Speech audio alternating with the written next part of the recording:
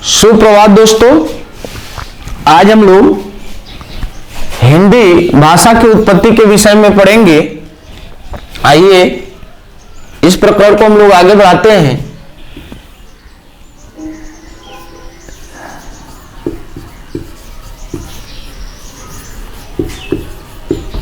हिंदी भाषा की उत्पत्ति।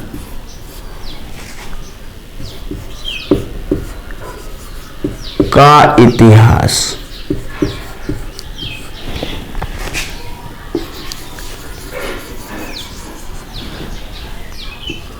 हिंदी भाषा की उत्पत्ति का इतिहास हम लोग देखते हैं। इस क्रम में सबसे पहले हम लोग चर्चा करते हैं कि भाषा क्या है। तो भाषा के लिए आप लोग सीधे बोल सकते हैं कि विचारों की अभिव्यक्ति के लिए हम जिन माध्यमों या संसाधनों का प्रयोग करते हैं उसे भाषा कहते हैं।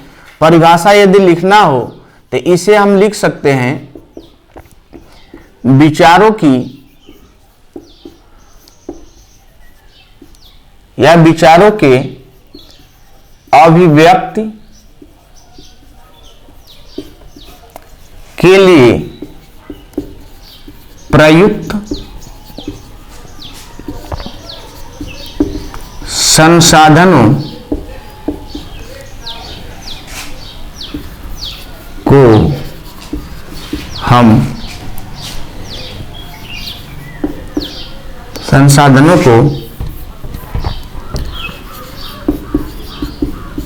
भाषा कहते हैं। इसके स्वरूप की यदि चर्चा की जाए तो भाषा को जिन जिन माध्यमों से हम लोग अपने विचारों की अभिव्यक्ति करते हैं उनके प्रकारों को देखा जाए तो इसके मुख्य 3 ही प्रकार सामने आते हैं। और इस क्रम में पहला जो प्रकार है वह है मौखिक भाषा। दूसरा जो प्रकार आता है लिखित भाषा का, और तीसरा जो इसका प्रकार है वह है सांकेतिक भाषा। इनके बारे में हम लिखेंगे नहीं, लेकिन आप जानते हैं कि जब हम अपने मौखिक रूप से विचारों को अभिव्यक्त करेंगे या जब अपने विचारों की अभिव्यक्ति हम केवल शब्दों के द्वारा मौखिक रूप से व्यक्त करते हैं तो उसे मौखिक भाषा कहेंगे। जब उसी ध्वनियों को या उन्हीं शब्दों को किसी भाषा के लिपि में लिख देते हैं तो लिखित भाषा हो जाएगी। और जब उनका संकेतों के द्वारा प्रयोग किया जाता है सांकेतिक, जैसे दृष्टिबाधित बच्चों को पढ़ाने के लिए हम लोग अक्सर सांकेतिक भाषा का प्रयोग करते हैं। दैनिक जीवन में अक्सर हम लोग सांकेतिक भाषा का प्रयोग करते हैं। जैसे अभी क्लास से किसी को बाहर करना हो तो हम लोग इशारा कर देते हैं, तो वो अगला व्यक्ति समझ जाता है कि नहीं हमें बाहर जाना है या किसी को बुलाना भी है तो हम लोग हाथ से इशारा कर देते हैं। तो सेम यही सांकेतिक भाषा है, दिमाग में रखेंगे। भाषा के क्रम में हम लोग को हिंदी भाषा का इतिहास पढ़ना है। तो हिंदी भाषा की उत्पत्ति के बारे में यदि हम लोग देखें तो सबसे पहले संस्कृत पर थोड़ा चर्चा कर ली जानी चाहिए। आप लोगों के दिमाग में यह बात होगी भी कि संस्कृत भाषा का स्वरूप या लिखित स्वरूप कब से माना जाता है, तो यह 1500 ईसा पूर्व से माना जाता है। 1500 ईसा पूर्व से लेकर के 500 ईसा पूर्व तक संस्कृत का इतिहास माना जाता है। और इसके 2 पार्ट हैं। यदि संस्कृत के इतिहास को देखा जाए तो इसके 2 पार्ट हैं। पहला जो पार्ट है इसको हम लोग देव संस्कृत के नाम से जानते हैं, देव संस्कृत। और जो दूसरा पार्ट है इसको हम लोग उत्तर संस्कृत के नाम से जानते हैं, उत्तर संस्कृत। उत्तर संस्कृत को हम लोग लौकिक संस्कृत के नाम से भी जानते हैं। अब लौकिक कहने का रीजन यह है, लौकिक संस्कृत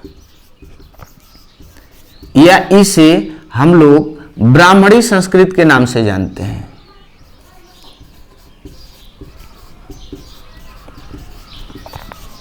अब देखिए, इसे उत्तर संस्कृत, लौकिक संस्कृत या ब्राह्मणी संस्कृत इसलिए कहा जाता है कि उत्तर संस्कृत में जो है लौकिक, यह जो संस्कृत थी थोड़ा संस्कृत के स्वरूप से चेंज रही, जो लोगों में अक्सर प्रचलित हुई, जिसके कारण लोग इसको दैनिक जीवन में अपने विचारों के अभिव्यक्त के लिए ज्यादा प्रयोग किए, जिसके कारण इसको लौकिक लोगों की संस्कृत बोलते हैं। और ब्राह्मणी संस्कृत कहने का रीजन यह है कि इसी समय कर्म कांडों की प्रधानता रही।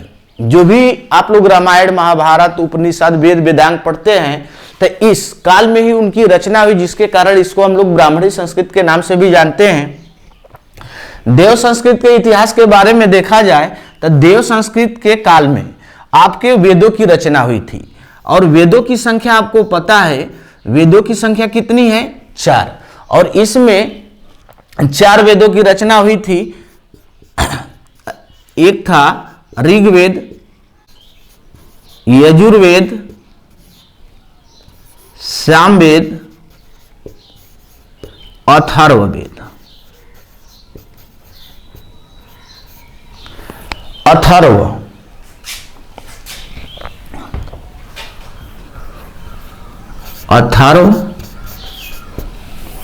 वेद। तो ये दिमाग में रखेंगे कि ये 4 ही वेद हैं, और इन चारों वेदों को संयुक्त रूप से संहिता बोला जाता है। चारों वेदों को संयुक्त रूप से क्या बोला जाता है? संहिता। अब ऋग्वेद क्या है? तो ये दिमाग में रखेंगे कि मानव इतिहास का पहला ग्रंथ यदि आपसे क्वेश्चन करता है तो मानव इतिहास का ये प्रथम ग्रंथ है। मानव इतिहास का प्रथम ग्रंथ है, जिसे हम लोग ऋग्वेद के नाम से जानते हैं। अब यह केवल भारत के लिए है सर। ईरान में यदि यही पूछ लिया जाए कि ऋग्वेद के समकालीन ग्रंथ कौन सा था, तो ऋग्वेद के समकालीन ग्रंथ पूछा जाएगा तो ऋग्वेद के समकालीन एक ग्रंथ नाम आता है जो ईरान में लिखा गया था, जिसे अवेस्ता के नाम से जानते हैं। तो यह ईरान का प्रथम ग्रंथ है। लेकिन हिंदुस्तान के लिए या भारत के लिए पूछे कि मानव इतिहास का प्रथम ग्रंथ कौन सा था, तो वो ऋग्वेद था। अब आते हैं हम लोग लौकिक संस्कृत में। तो देखिए, वेदों की रचना तो देव संस्कृत में हुई, और देव संस्कृत इसलिए कहा जाता है कि यह देवताओं की भाषा मानी जाती थी। लेकिन वेदों की रचना के बाद इन्हीं वेदों का कुछ स्वरूप चेंज किया गया और उपवेद का निर्माण कर दिया गया। उपवेद, तो उपवेद की संख्या पूछा जाता है कि कितनी है, तो 4। इन्हीं वेदों का वेदांग बनाया गया, तो इनकी संख्या कितनी है? 6।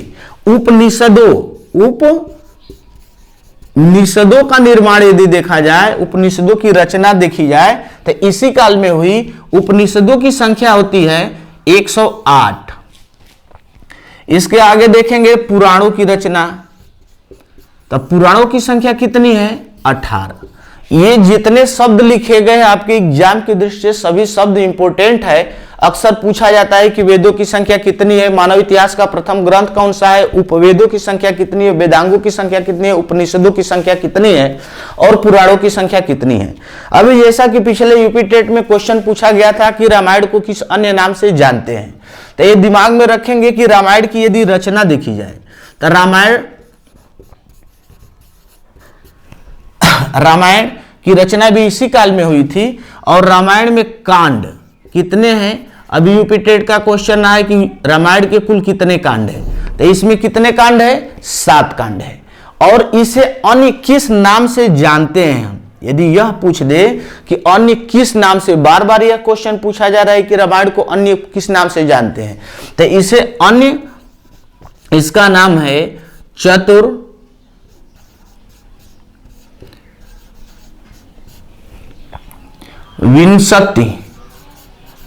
सहस्त्र संहिता। इसका अन्य नाम है चतुर्विंशति सहस्त्र संहिता। चतुर्विंशत मतलब 24, सहस्त्र मतलब 100 होता है, और संहिता का मतलब ग्रंथ। तो 2400 यानी कि 2400 श्लोकों का यह एक संयुक्त स्वरूप है, यह संयुक्त ग्रंथ है, जिसके कारण इसे चतुर्विंशति सहस्त्र संहिता के नाम से जाना जाता है। इसके अलावा देखा जाए, इसकी रचना आप लोग को पता है किसने किया था, तो रामायण की रचना वाल्मीकि द्वारा किया गया था। इसके साथ साथ अभी क्वेश्चन पूछा गया था पिछले कि रामायण किस भाषा में लिखा गया है, तो ये सब बताने वाली चीज नहीं है कि रामायण किस भाषा में लिखा गया है। स्वाभाविक है कि रामायण में अयोध्या के बारे में वर्णन है, तो अवधी भाषा में लिखा गया होगा। अब देखिए इसी क्रम में महाभारत के बारे में देखते हैं। तो महाभारत की भी रचना इसी काल में हुई थी। और महाभारत के बारे में यदि आप देखें कि महाभारत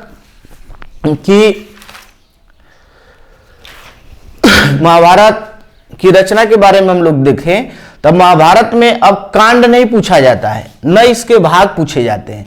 महाभारत में एक शब्द आता है कि इसके कितने पर्व हैं। तो इसके पर्वों की संख्या यदि आपसे पूछ दे कि महाभारत में कितने पर्व हैं या पर्वों की संख्या कितनी है, तो निसंदेह बताइएगा आप लोग कि महाभारत में पर्वों की संख्या कितनी है, 18 है। महाभारत को भी अन्य नाम से जानते हैं। यदि कोई पूछ दे कि महाभारत का अन्य नाम क्या है, तो महाभारत में जैसे शुरू में कुछ कम श्लोक रहे, उसके बाद बढ़ते गए। जब 8800 श्लोक थे तो महाभारत को भारत के नाम से जाना जाता था। लेकिन जब उसमें 10,000 श्लोक कर दिए गए थे तब उसे महाभारत के नाम से जाना जाने लगा। ये दिमाग में बात बैठ गई। 8800 श्लोक थे तो महाभारत को भारत नाम से जाना जाता, लेकिन जब उसमें 10,000 श्लोक हुए थे तब से इसमें महाशब्द जोड़ दिया गया था और इसे महाभारत कहा जाता है। तो महाभारत का यदि आपसे पूछे कि उपनाम क्या है, तो आप निसंदेह बताइएगा सतसाहस्त्री संहिता।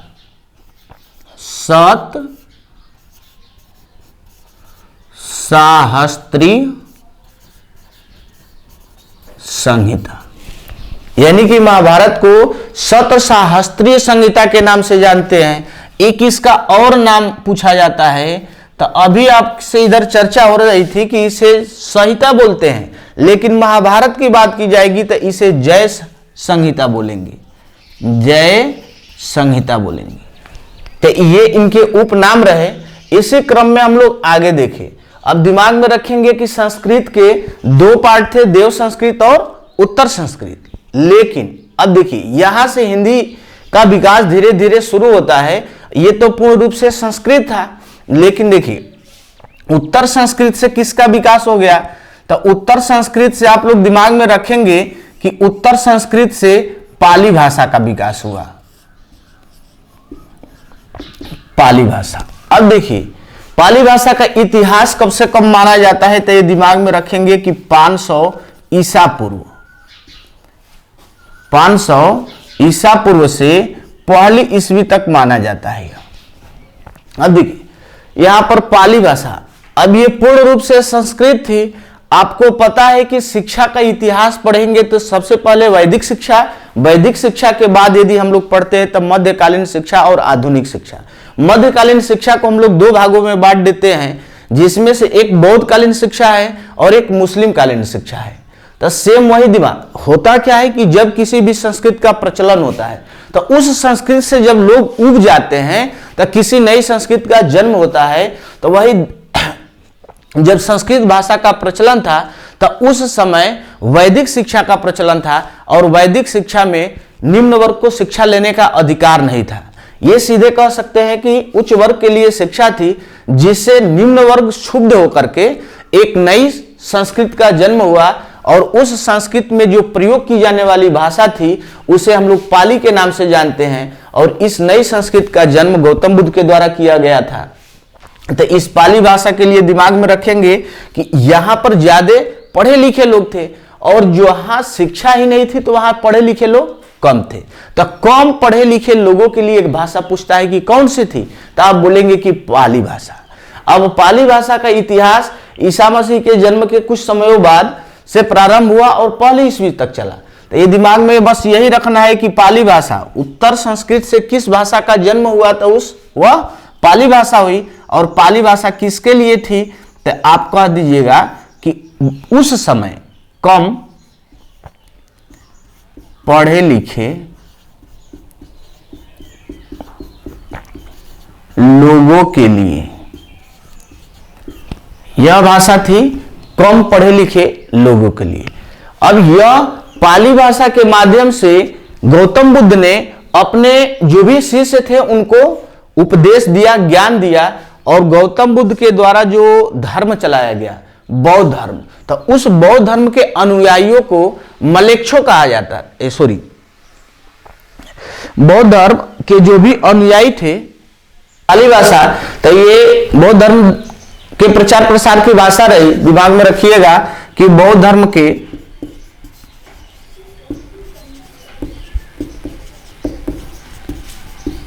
प्रचार प्रसार की भाषा, ये पाली भाषा क्या थी? तब बौद्ध धर्म के प्रचार प्रसार की भाषा थी। अब देखिए, इस पाली भाषा के बाद एक नई भाषा का जन्म हुआ जिसे हम लोग प्राकृतिक भाषा के नाम से जानते हैं।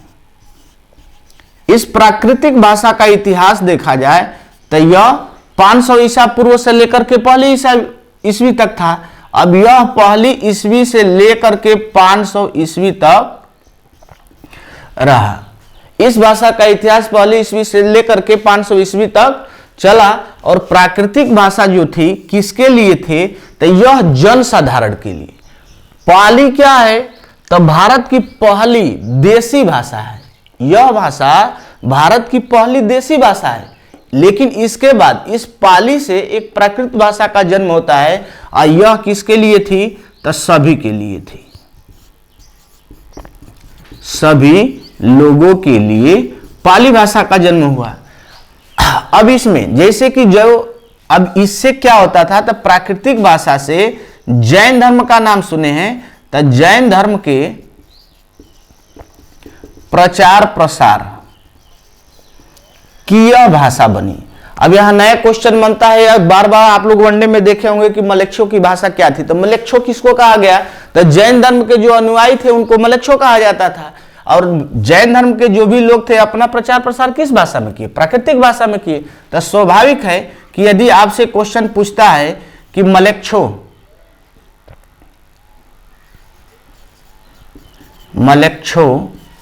की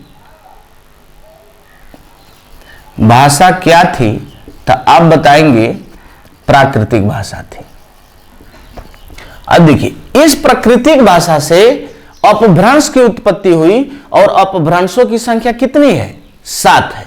तो अब आप लोग इसका 60 स्क्रीन ले लें। अब हम लोग आगे बढ़ेंगे। चलिए, तो अब दिमाग में रखेंगे कि पाली से प्राकृत का जन्म हुआ। और यह प्राकृतिक जो भाषा थी इससे अपभ्रंश की उत्पत्ति हुई। इस अपभ्रंश का इतिहास देखा जाए तो 500 ईस्वी तक तो प्राकृतिक भाषा चली थी। यह पहली ईस्वी से लेकर के 500 ईस्वी तक चली थी। तो अब दिमाग में रखेंगे कि यह 500 ईस्वी तक चला। तो अपभ्रंश का जो काल था 500 ईस्वी से लेकर के 1000 ईस्वी तक रहा। अब थोड़ा ये उबाऊ टॉपिक है क्योंकि बार बार इसमें कंटेंट ज्यादा है, तो आप लोग 1-2 बार प्रयास करेंगे तो ये आ जाएगा। बहुत कठिन भी नहीं है। अपभ्रंश की उत्पत्ति हुई। अब यहां पर अपभ्रंशों की संख्या पूछा जाता है कि अपभ्रंश की संख्या कितनी है। तो अपभ्रंश की संख्या कितनी है? 7। अब देखिए, इन 7 से 5 उपभाषाओं का जन्म हुआ और 5 उपभाषाओं से 18 बोलियों का विकास हुआ। इसको हम लोग आगे क्रम से देखते हैं। अब 7 अपभ्रंश कौन कौन से हैं, तो ये दिमाग में रखेंगे। सौरसेनी, दूसरा जो है खस अपभ्रंश, ये सौरसेनी अपभ्रंश है। तीसरा जो है वह है 85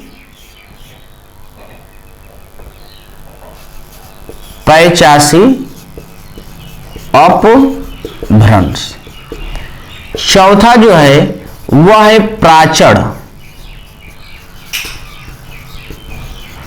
अपभ्रंश।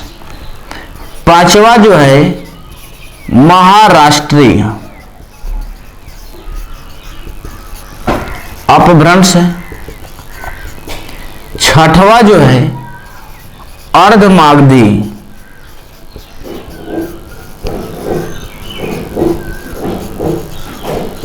अपभ्रंश। और 7वां जो है वह है मागधी अपभ्रंश। अब देखिए, इन अपभ्रंशों से भाषा हिंदी भाषा की उत्पत्ति हुई। इधर आप लोग मिटा दिया जाता है, मिटा लीजिएगा, मिटा दे रहे हैं। देखिए, सौर श्रेणी अपभ्रंश से भाषाओं की उत्पत्ति हुई। अब इस सौर श्रेणी उपभ्रंश से एक हिंदी बनी जिसका नाम हम लोग बोलते हैं राजस्थानी हिंदी। अब राजस्थानी हिंदी क्या है? तो यह एक उपभाषा है, यह एक उपभाषा बनी। एक जो इससे निकली उसे हम लोग बोलते हैं पश्चिमी हिंदी। पश्चिमी हिंदी भी क्या है? एक उपभाषा है। और एक हिंदी जो बनी थी वो बनी थी गुजराती। इससे 3 हिंदी का विकास हुआ, राजस्थानी हिंदी, पश्चिमी हिंदी और गुजराती हिंदी। इसमें से 2 जो राजस्थानी हिंदी है और पश्चिमी हिंदी है, ये उपभाषाएं बनी।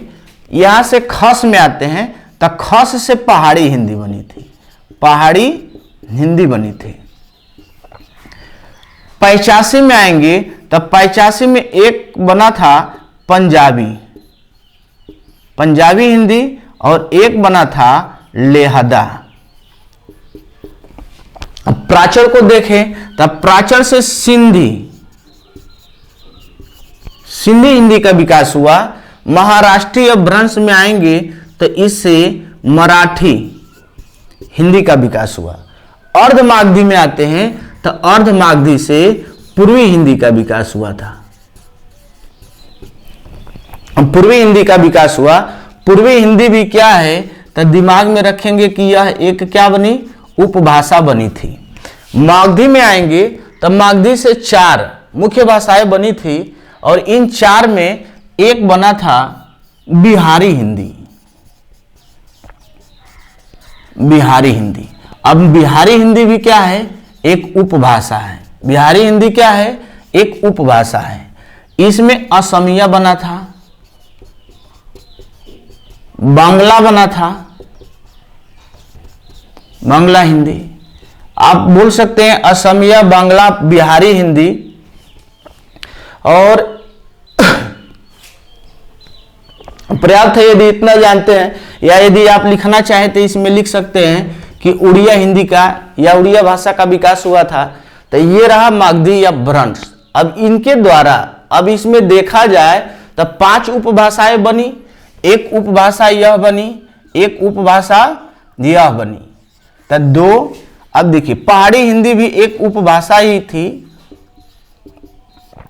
अब यहां पर ये 3 उपभाषाएं बन गई, ये चौथी बनी और ये 5वीं।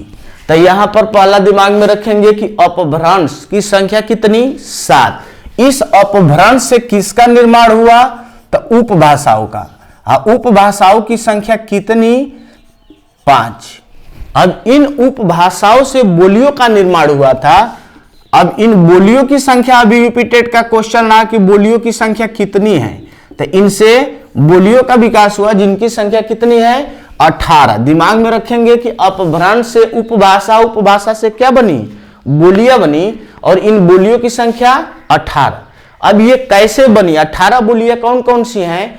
तो दिमाग में रखेंगे कि राजस्थानी हिंदी, पश्चिमी हिंदी। तो पश्चिमी हिंदी से, पश्चिमी हिंदी, ये तो आपको उपभाषाएं लिखवा दिए हैं कि 5 उपभाषाएं थी, लेकिन दिमाग में रखेंगे कि जो ये पश्चिमी हिंदी है, तो पश्चिमी हिंदी से कितनी बोलियां? तो इससे भी बोलियों का निर्माण हुआ, और वो बोलियों का निर्माण या कितनी बोलियां बनी? तो 5 बनी। राजस्थानी हिंदी से कितनी बोलियां बनी?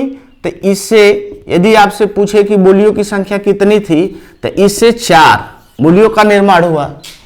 उपभाषाओं, देखिए, इससे 5 बना, इससे 4 बना, 5 4 9, और 3 उपभाषाएं बच जाती हैं। तो तीनों का प्रकार यदि पूछेगा तो आपके दिमाग में यह होना चाहिए कि 3 लिखना है। बोलियां कितनी बनी? 3। इससे बोलियां कितनी बनी? 3। और इससे पूछेगा कि बोलियां कितनी बनी? तो 3। अब यहां तक तो बात आप लोगों को समझ में आ गई कि प्राकृतिक भाषा से अपभ्रंश की उत्पत्ति हुई, अपभ्रंश से उपभाषा का, उपभाषा से बोलियों। यदि संख्या पूछेगा, अपभ्रंश की संख्या 7, उपभाषा की संख्या 5 और बोलियों की संख्या 18। अब देखिए, यह क्वेश्चन रहा कि बोलियों की संख्या कितनी है? 18। अब देखिए, जो ये पश्चिमी हिंदी है, तो पश्चिमी हिंदी से ही हमारे हिंदी का विकास हुआ था, जो आज हम लोग पढ़ रहे हैं। चाहे अभी यूपी टेट का जो क्वेश्चन पूछा गया था कि हिंदी का विकास किस अपभ्रंश से हुआ था, तो यही क्वेश्चन बताएंगे या यही आपके दिमाग में होना चाहिए कि सौरसेनी अपभ्रंश से किसकी उत्पत्ति हुई? हिंदी की। यदि हिंदी की उत्पत्ति यहां पर क्वेश्चन पूछे कि हिंदी की उत्पत्ति, नोट में लिख लीजिएगा यहां पर कि हिंदी की उत्पत्ति किस अपभ्रंश से हुई? हिंदी की उत्पत्ति किस अपभ्रंश से हुई? तो इसका जवाब होगा सौरसेनी अपभ्रंश। इसमें निस्संदेह बताइएगा कि हिंदी की उत्पत्ति किस अपभ्रंश से? तो सौरसेनी अपभ्रंश से। अब इसके आगे आती है बोलियों की संख्या की बोलियों की संख्या कितनी है? 18। तो आप लोग इसका शार्ट स्क्रीन ले। अब हम बता रहे हैं कि 18 बोलियां कैसे है। चलिए, तो अब आप लोगों ने देख लिया कि अपभ्रंश से उपभाषा और उपभाषा से बोलियां बनी। अब हम लोग पढ़ते हैं आगे कि उपभाषाओं से कौन कौन सी बोलियां बनी।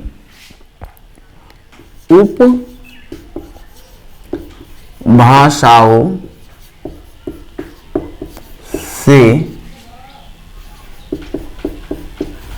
बोलियां। अब देखिए किस उपभाषा से कौन कौन सी बोलियां निकली, ये अगला टॉपिक हम लोग का होगा। तो अभी उपभाषा में हम लोग पढ़े हैं कि सौरसेनी जो अपभ्रंश था, तो सौरसेनी अपभ्रंश से कौन सी उपभाषा निकली थी? एक राजस्थानी उपभाषा निकली थी और एक निकली थी पश्चिमी। तो पश्चिमी उपभाषा, देखिए पश्चिमी उपभाषा, तो पश्चिमी उपभाषा जो थी इससे टोटल अभी बताए थे कि कितनी बोलियां निकली थी? 5। तो इन 5 बोलियों का हम लोग नाम लिख लेते हैं कि कौन कौन सी थी। तो इसमें रखेंगे हम लोग, पहली जो उपभाषा थी वो थी बांगरू। इस बांगरू भाषा को हम लोग हरियाणवी के नाम से जानते हैं। दूसरी जो बोली निकली थी वो थी बुंदेली। तीसरी ब्रज भाषा, यह भी एक बोली है। चौथी जो भाषा थी इसमें, तो वो दिमाग में रखिएगा, वो थी कन्नौजी। ये कौन सी थी? कन्नौजी। और 5वीं जो थी, तो 5वीं को हम लोग खड़ी बोली के नाम से जानते हैं। खड़ी बोली के नाम से। इसका उपनाम पूछता है कि उपनाम क्या है, तो इस भाषा का उपनाम कौरवी है। क्या है? कौरवी। यदि यह आपसे पूछे कि खड़ी बोली का उपनाम कौरवी किसने दिया था, तो यह जो नाम है राहुल सांकृत्यायन द्वारा दिया गया था। राहुल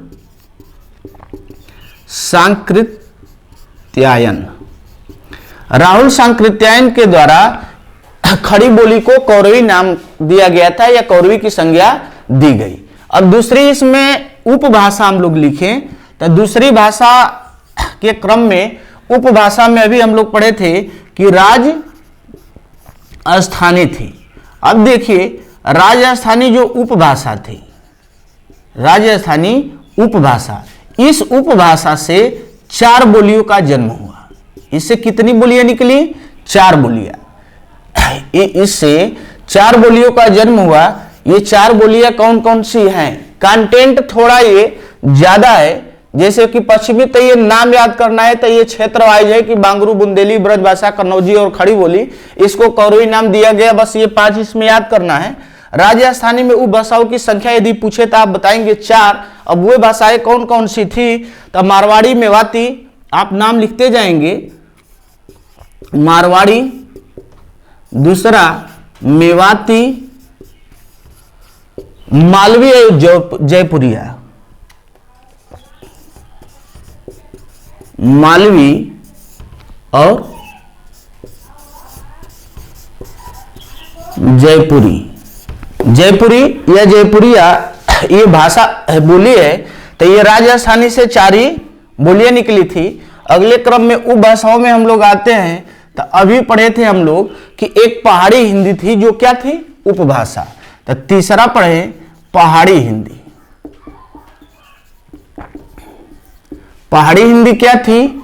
उपभाषा थी। और इस उपभाषा से कितनी बोलियों का जन्म हुआ? 3 बोलियां निकली थी, कुमायूं, गढ़वाली और नेपाली। अब दिमाग में रखेंगे कि पहाड़ी हिंदी से 3 ही बोलियां निकली और उसमें पहली बोली जो थी कुमायूं,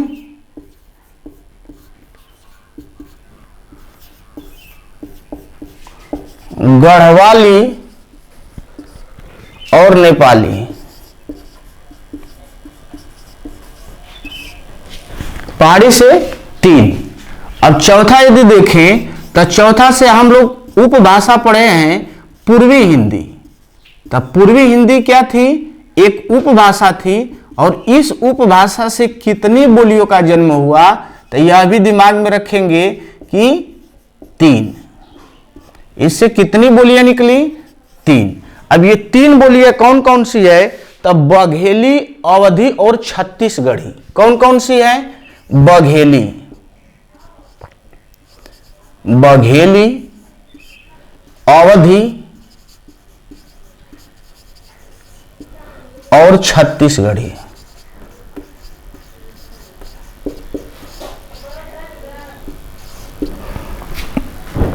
तीन ही बोलियां निकली, बघेली, अवधी और छत्तीसगढ़ी। 5वां जो उपभाषा अभी हम लोग पढ़े थे तो वह पढ़े थे बिहारी हिंदी। बिहारी हिंदी, तो बिहारी हिंदी क्या है? एक उपभाषा है। और इससे कितनी बोलियों का जन्म हुआ? तो यह भी दिमाग में रखेंगे कि इससे भी कितनी बोलियां? 3 ही बोलियां निकली थी। और इसमें पहली जो बोली थी मैथिली, मैथिली, मगही और भोजपुरी। इससे 3 भाषा का जन्म, बोलियों का जन्म हुआ था। मैथिली, मगही और भोजपुरी, ये 3 बोलियां हैं। तो टोटल देखें तो 5, 4, 9, 9, 3, 12, 12, 3, 15, 3, 18। यही टेट का क्वेश्चन था कि बोलियों की संख्या कितनी है। तो दिमाग में रखेंगे कि बोलियों की संख्या 18। उपभाषाओं की संख्या यदि आपसे पूछेगा तो ये उपभाषाएं हैं, पश्चिमी, राजस्थानी, पहाड़ी, पूर्वी और बिहारी हिंदी आपकी उपभाषा हो गई। अब यहां से हम लोगों का हिंदी का इतिहास शुरू होता है। अब इसका आप लोग शार्ट स्क्रीन ले लें। हम इसे, बोलियों की संख्या क्लियर हो गई तो अब आपको स्पष्ट हो गया कि अपभ्रंश की संख्या कितनी है? तो 7 है। तो आप देखें, यदि उत्पत्ति, हिंदी की उत्पत्ति का इतिहास देखें तो सबसे पहले क्या बना? संस्कृत। इस संस्कृत से क्या बना? पाली बना। इस पाली से क्या बना? प्राकृतिक भाषा का जन्म हुआ। इस प्राकृतिक भाषा से क्या निकला? अपभ्रंश की उत्पत्ति हुई। इस अपभ्रंश से किसकी उत्पत्ति हुई? बोलिए, उपभाषाओं की। और उपभाषा बनी। इस उपभाषा से क्या बनी? बोलियां बनी। अब कोई दिक्कत नहीं, यदि आपसे संस्कृत, पाली, प्राकृतिक, अपभ्रंश, अपभ्रंश की संख्या आप क्लियर हो गई कि 7 है। उपभाषाओं की संख्या कितनी है? 5 और बोलियों की संख्या 18। अब कहीं से आपका क्वेश्चन आता है तो यह क्वेश्चन छूटना नहीं चाहिए। अब हम लोग यहां से हिंदी का विकास देखेंगे या हिंदी की उत्पत्ति के बारे में यदि देखना चाहते हैं, उपभाषा और बोलियां निकली तो यहां से मुख्य रूप से हिंदी का इतिहास शुरू होता है। दोस्तों अब हम लोग आते हैं कि हिंदी शब्द पर। सबसे पहले हम लोग चर्चा करेंगे हिंदी शब्द क्या है। तो देखिए, हिंदी क्या है? एक भाषा है। यदि आपसे पूछे, हिंदी भाषा से 2 शब्द आता है। हिंदी भाषा की उत्पत्ति, देखिए हिंदी, पहला क्वेश्चन बनता है हिंदी भाषा की उत्पत्ति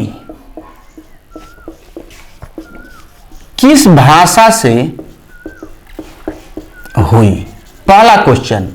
यदि यह क्वेश्चन है तो देखिए, हिंदी अपभ्रंश से सौरसेनी से क्या बना? पश्चिमी हिंदी बना। अब पश्चिमी हिंदी से क्या हुआ? हिंदी का निर्माण हुआ। तो अब यह सपोजिटेड किससे बना?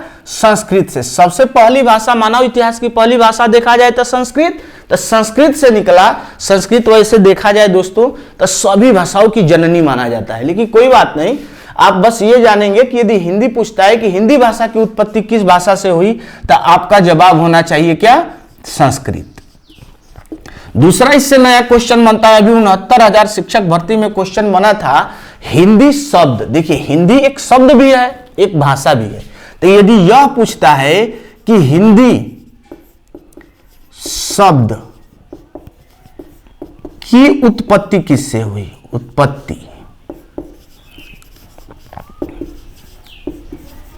किस भाषा से हुई, बहुत शानदार क्वेश्चन पूछा गया था दोस्तों कि हिंदी शब्द की उत्पत्ति किस, हिंदी एक शब्द है, इसकी उत्पत्ति किससे हुई, तो सब लोग संस्कृत मारे, लेकिन ऐसा नहीं होना चाहिए। आज से दिमाग में रखेंगे कि हिंदी शब्द किस भाषा का शब्द है, तो फारसी भाषा का शब्द है।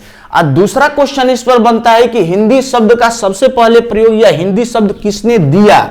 अगला क्वेश्चन, हिंदी शब्द किसने दिया, यह अगला क्वेश्चन। तब बताएंगे अमीर खुसरो। हिंदी शब्द किसने दिया? अमीर खुसरो। अमीर खुसरो को क्या कहा जाता है? तो इसका नाम है उपनाम, इसे भारत का क्या कहते हैं? तोता कहते हैं। अमीर खुसरो को भारत का तोता इसलिए कहा जाता है, जैसे आम बोलचाल में यदि लड़का या कोई व्यक्ति बहुत सुंदर बोलता है, छोटे बच्चे बहुत अच्छा बोलते हैं, तो बहुत सुंदर बोलता है, तो आप लोग क्या कहते हैं कि बाबू तोता की तरह बोल रहा है, होता है ना। तो यानी कि जिसका भाषा विकास अच्छा होता है वो अच्छा बोलता है। तो अमीर खुसरो को फारसी का बहुत अच्छा नॉलेज था, जिसके कारण उसे भारत का तोता कहा जाता है, उसने हिंदी शब्द दिया था। तीसरा दोस्तों क्वेश्चन बनता है, यह थोड़ा आप लोग के लिए आश्चर्यजनक क्वेश्चन होगा, लेकिन आश्चर्य करने की कोई बात नहीं। दिमाग में रखिएगा कि यदि आपसे पूछे कि हिंदी शब्द में कितनी मात्राएं हैं, कितनी मात्राएं हैं, तो दिमाग में रखिएगा कि आपका जवाब होना चाहिए 4। अब ये 4 क्यों है तो हम आगे बताएंगे, लेकिन आप लोग यही दिमाग में रख लेंगे कि इस हिंदी का जो निर्माण है, हिंदी शब्द जो बनता है, तो हिंदी शब्द का जो यह न और द है, तो यह संयुक्ताक्षर का निर्माण कर देता है। किसका? संयुक्ताक्षर का निर्माण होता है। और संयुक्ताक्षर से पहला वाला जो वर्ण होता है, संयुक्ताक्षर से पहले वाले वर्ण पर स्वरा आघात होता है या बलाघात होता है। जैसे उच्चारण करें हिंदी, तो हिंदी में ह पर ह्रस्व है, लेकिन फिर भी यहां बल अधिक लगा, समय अधिक लगा, जिसके कारण यहां पर सदैव गुरु होता है, लघु नहीं होता है। तो इस कारण से हिंदी में यदि आपसे पूछे कि कितनी मात्राएं हैं, हिंदी में कितनी मात्राएं, तो आप बताएंगे 4। अब बात आती है कि हिंदी तो बन गया, लेकिन आप जानते हैं कि हिंदी हमारे देश की क्या है? राजभाषा है। तो इसे संविधान द्वारा कब अपनाया गया था? यदि आपसे क्वेश्चन करे कि हिंदी को या हिंदी भाषा को संविधान द्वारा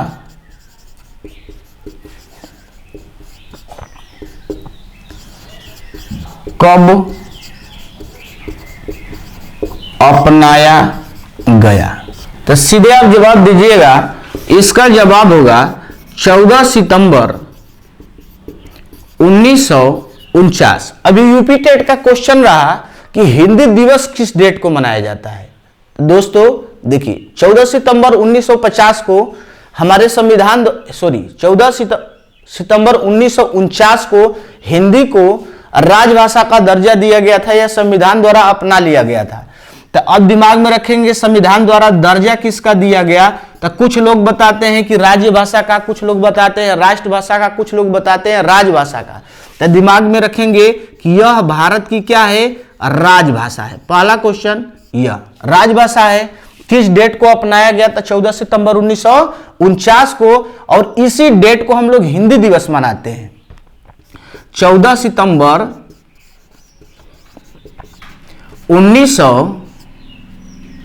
14 सितंबर को हिंदी दिवस के रूप में मनाया जाता है। अब क्यों मनाया जाता है तो दिमाग में रखेंगे कि 14 सितंबर 1949 को भारत के द्वारा या भारतीय संविधान द्वारा इसे राजभाषा का दर्जा दिया गया था, जिसके कारण 14 सितंबर को हिंदी दिवस के रूप में मनाते हैं। लेकिन यदि यह पूछ दिया जाए कि हिंदी दिवस पहली बार कब मनाया गया था, यह हिंदी से सामान्य जानकारियां आप लोग को पता होना चाहिए। यदि यह पूछ दे कि हिंदी दिवस पहली बार कब मनाया गया था, तब हम लोग फंस जाएंगे। यह दिमाग में होना चाहिए कि हिंदी दिवस सबसे पहले कब मनाया गया था। तो इसका जवाब दोस्तों आप लोग के दिमाग में होना चाहिए कि जब 1953 को राजेंद्र सिंह बौहर या बौहर राजेंद्र सिन्हा की 50वीं जयंती मनाई जा रही थी, तो उसी डेट को यह घोषणा हुई थी कि 14 सितंबर को हिंदी दिवस के रूप में मनाया जाना चाहिए।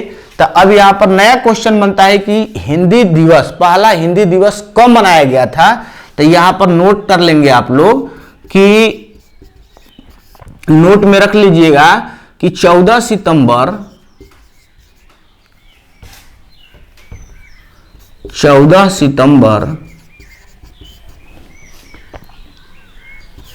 1953 को बौहर राजेंद्र सिन्हा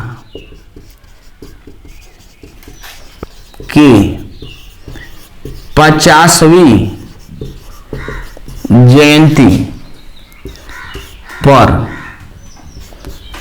14 सितंबर को हिंदी दिवस मनाने की घोषणा की गई थी। अब देखिए 14 सितंबर 1953 को घोषणा कर दी गई कि यह हिंदी दिवस मनाया जाएगा, यानी कि पहला हिंदी दिवस कब मनाया गया था 54 में। तो अर्थात पहली बार हिंदी दिवस कब मनाया गया। तो 14 सितंबर 1954 को। स्वाभाविक है कि 53 में तो घोषणा हुई थी ना, तो जब 53 में घोषणा हुई तो मनाया कब जाएगा 54 में। तो पहली बार हिंदी दिवस मनाया गया था 1954 में। दूसरा इससे क्वेश्चन बनता है कि एक नया शब्द आ रहा है कि विश्व हिंदी दिवस क्यों मनाया जाता है, कब मनाया जाता है। तो दिमाग में रखेंगे, अगला क्वेश्चन बनता है इसमें कि विश्व हिंदी दिवस, हिंदी दिवस कब मनाया जाता है। तो इसका जवाब होगा 10 जनवरी। विश्व हिंदी दिवस कब मनाया जाएगा 10 जनवरी। अब 10 जनवरी को ही क्यों मनाया जाता है, तो इसका भी रीजन है कि भारत के नागपुर में प्रथम विश्व हिंदी सम्मेलन का आयोजन हुआ था। प्रथम विश्व हिंदी सम्मेलन का आयोजन कब हुआ। प्रथम विश्व हिंदी सम्मेलन का आयोजन 10 जनवरी 1975 को नागपुर में किया गया था। इस नागपुर में मॉरिशस के राष्ट्रपति आए थे, अपने देश की इंदिरा गांधी थी, तथा कुल मिलाकर के 30 देशों ने भाग लिया था। कुल मिलाकर 30 देशों के 122 प्रतिनिधियों